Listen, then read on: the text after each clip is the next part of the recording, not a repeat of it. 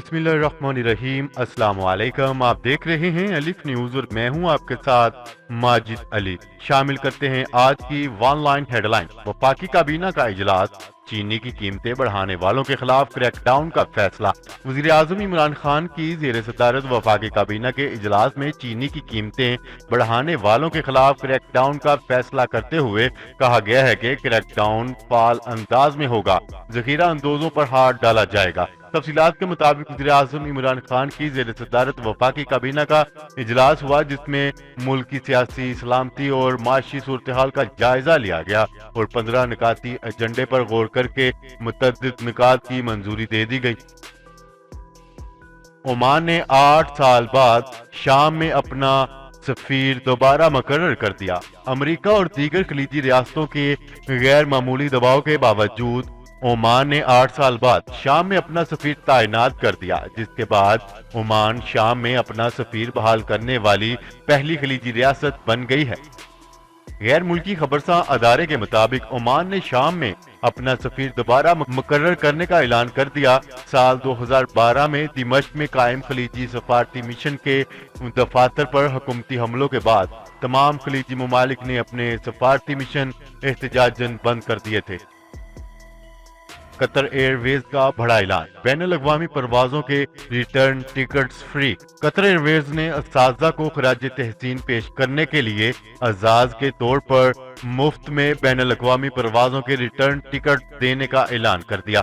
غیر ملکی میڈیا کی رپورٹ کے مطابق اساتذہ کے عالمی دن کے موقع پر قطر ایئر ویز نے اساتذہ کو اعزازی ٹکٹس دینے کا اعلان کیا۔ شعبہ تعلیم سے تعلق رکھنے والے 21,000 پروفیشنل ٹیچرز کو بین الاقوامی پروازوں کی ریٹرن ٹکٹیں دی جائیں گی، جس کے ذریعے وہ بیرون ملک جا کر سیر و تفریح کر سکیں گے۔ پی ایم ایل این کا 12 اکتوبر کو کراچی میں جلسے کا اعلان، اپوزیشن کی حکومت مخالف تحریک کا آغاز کراچی سے ہونے لگا۔ نیوز رپورٹ کے مطابق پی ایم ایل این نے کراچی میں 12 اکتوبر کو جلسے کا اعلان کر دیا، جبکہ پی ڈی ایم 18 اکتوبر کو کراچی میں حکومت مخالف جلسہ کرے گی۔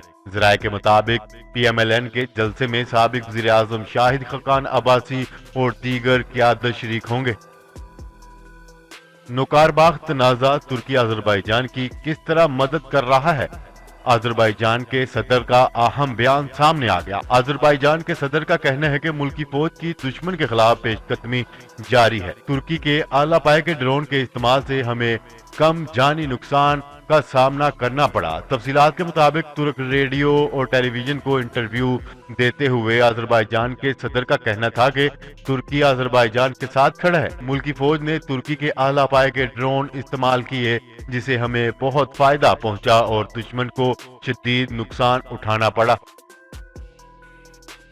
پاکستان میں ایس او پیز پر عمل درآمد نہ ہونے پر کورونا کے پھیلاؤ کا خدشہ۔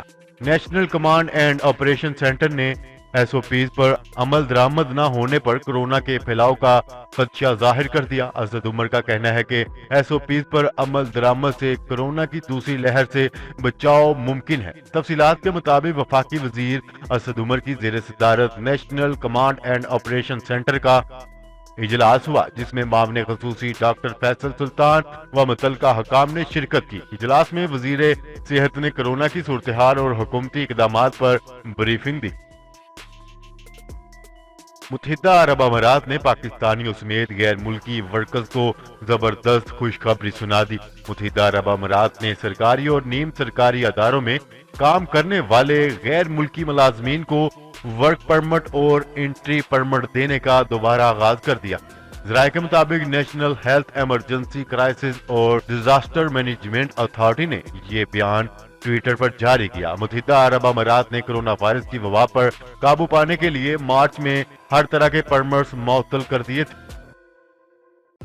پاکستان ڈیموکریٹک موومنٹ نے ملک بھر میں احتجاجی جلسوں اور تحریک کا اعلان کر دیا۔ پیپلز پارٹی کے اعتراض کے بعد پاکستان ڈیموکریٹک موومنٹ کے پہلے جلسے کی تاریخ میں تبدیلی کے بعد ایک بار پھر خدشہ پیدا ہو گیا ہے کہ کوئٹہ جلسہ 18 اکتوبر کو بھی نہیں ہوگا۔ اس سے قبل متحدہ اپوزیشن کا پہلا جلسہ کوئٹہ میں 11 اکتوبر کو ہونا تھا۔ جو بعد ازاں 18 اکتوبر کو کر دیا گیا، تاہم پیپلز پارٹی نے اس تاریخ پر اعتراض اٹھایا تھا۔ ذرائع کے مطابق پیپلز پارٹی نے جلسے کی تاریخ سے متعلق اعتراضات کمیٹی کے سامنے رکھ دیے، جس میں کہا گیا تھا کہ سانحہ کارساز کے جلسے کے باعث پارٹی قیادت کوئٹہ جلسے میں شرکت نہیں کر سکے گی۔ ہر سال کی طرح اس سال بھی 18 اکتوبر کو جلسہ ہوگا۔ کرونا کا شکار ڈونلڈ ٹرمپ ہسپتال سے ڈسچارج، شہریوں کو احتیاط برتنے کی تلقین۔ امریکی صدر ڈونلڈ ٹرمپ نے ہسپتال سے فارغ ہونے کے بعد اپنے ویڈیو پیغام میں کہا ہے کہ کورونا کی عالمی وبا سے ڈرنے کی ضرورت نہیں ہے۔ صدر نے امریکی عوام کو احتیاط برتنے کی بھی تلقین کی۔ امریکی صدر ڈونلڈ ٹرمپ کا کہنا تھا کہ ہسپتال میں علاج کے دوران عالمی وبا کرونا وائرس کے متعلق بہت کچھ سیکھا اور اب وہ مکمل صحتیابی کے بعد اپنے فرائض انجام دیں گے۔ پی ٹی آئی کا گجرانوالہ میں ریلی نکالنے کا اعلان۔ پاکستان تحریک انصاف نے گجرانوالہ میں محب وطن ریلی نکالنے کا اعلان کر دیا۔ میڈیا رپورٹ کے مطابق پاکستان تحریک انصاف نے 16 اگست کو گجرانوالہ میں جلسہ کرنے کا اعلان کیا ہے۔ وزیر اعلیٰ پنجاب عثمان بزدار سے ملاقات کے بعد تحریک انصاف کے رہنما یونس انصاری نے گجرانوالہ میں ریلی نکالنے کا اعلان کیا۔ پرندوں سے جہازوں اور ہوائی سفر کو محفوظ بنانے کے لیے بڑا فیصلہ۔ سول ایوییشن اتھارٹی نے پرندوں سے جہازوں کو بچانے کے لیے جدید خودکار برقی نظام نصب کرنے کی تیاریاں شروع کر دی۔ تفصیلات کے مطابق سول ایوییشن اتھارٹی نے پرندوں سے جہاز اور ہوائی سفر کو محفوظ بنانے کے لیے بڑا فیصلہ کرتے ہوئے پرندوں سے جہازوں کو بچانے کے لیے جدید خودکار برقی نظام نصب کرنے کی تیاریاں شروع کر دی ہیں۔ متحدہ عرب امارات کے شہر دبئی میں بنایا جانے والا میوزیم آف دی فیوچر تکمیل کے قریب پہنچ گیا۔ میوزیم کو رواں برس ہی کھول دیا جائے گا۔ بین الاقوامی ویب سائٹ کے مطابق دبئی کے شیخ زاید روڈ کے ساتھ نمایاں نظر آنے والا بیضوی نما میوزیم آف دی فیوچر تکمیل کے قریب ہے۔ اس ہفتے اس کے بیرونی حصے میں آخری پیس بھی نصب کر دیا گیا۔ پاکستانی نوجوانوں کے لیے تھائی لینڈ حکومت کا بڑا اعلان۔ جنرل تھائی لینڈ کا کہنا ہے کہ مختلف تربیت کے لیے پاکستانی نوجوانوں کو تھائی لینڈ بھیجا جائے گا اور کراچی میں پبلک ٹرانسپورٹ کے لیے تھائی لینڈ حکومت تعاون کے لیے بھی تیار ہے۔ سعودی عرب کے ساحلی شہر جدہ میں خواتین کے لیے علیحدہ ساحل کا منصوبہ تیار کر لیا گیا۔ میئر جدہ نے لیڈیز ساحل کی تعمیر کے لیے سی فرنٹ منصوبے کا سنگ بنیاد رکھ دیا۔ جدہ سی فرنٹ منصوبہ متعدد پروگراموں پر مشتمل ہے۔ پروگرام کے مطابق جزیرہ النورس کو سی 4 سے جوڑ دیا جائے گا۔ جزیرہ النورس میں 25 کلومیٹر طویل واکنگ ٹریک بھی بنایا جائے گا۔ رواں ماہ دبئی شہر میں دنیا کے سب سے بڑے فوارہ کا افتتاح ہونے جا رہا ہے۔ تفصیلات کے مطابق دبئی میں دنیا کا سب سے بڑا فوارہ تکمیل کے آخری مراحل میں ہے۔ جمعرات 22 اکتوبر کو اس کا افتتاح کیا جائے گا۔ فوارے کو پام فاؤنٹین کا نام دیا گیا ہے۔ اس بات کا بھی امکان ہے کہ اسے Guinness book of world record میں بھی شامل کیا جائے۔ فوارے کی افتتاح کے بعد دنیا بھر کے سیاحوں کے لیے ایک اور تفریحی مقام میسر آ جائے گا۔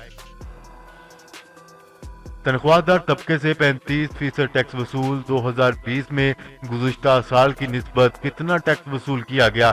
حیرت انگیز انکشافات سامنے آ گئے۔ تنخواہ دار طبقے پر عائد انکم ٹیکس کی شرح میں اضافے سے ایف پی آر نے 2020 میں گزشتہ سال کی نسبت 53 ارب روپے اضافی ٹیکس وصول کیا۔ ایف پی آر کے اعداد و شمار کے مطابق جون 2020 کو ختم ہونے والے مالی سال میں ایف پی آر نے تنخواہ دار طبقے سے 129 ارب روپے ٹیکس وصول کیا۔ پاکستان اور دنیا بھر کی خبروں سے باخبر رہنے کے لیے الف نیوز کو سبسکرائب کر لیں اور بیل آئیکن کو کلک کرنا نہ بھولیے گا۔